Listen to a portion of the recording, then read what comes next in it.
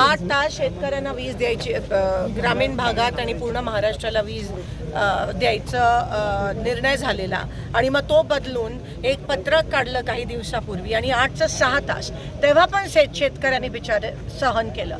ते 6 तासाचं 4 केलं, तेव्हा पण आमच्या शेतकऱ्यांनी सहन केलं.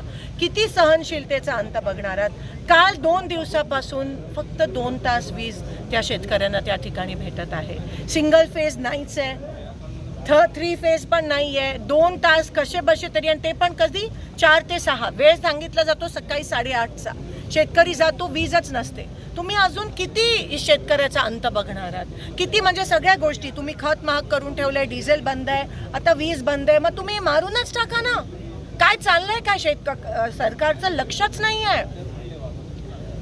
शेतकरी त्रस्त आहे. काही दिवसापूर्वी पण आम्ही आंदोलन केलेलं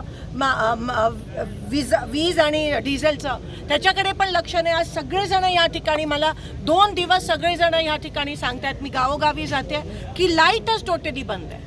पिकं जळले तर शेतकऱ्याचं अस्तित्वच राहणार नाही त्या ठिकाणी, आणि येऊन जाऊन शेतकऱ्यांवरच सगळं ढकलतात. असं नाही आहे की सोलापुरात ही परिस्थिती पहिल्यांदा उद्भवली आहे, आधी पण उद्भवलेली. मग सरकारने याचं नियोजन का नाही केलं?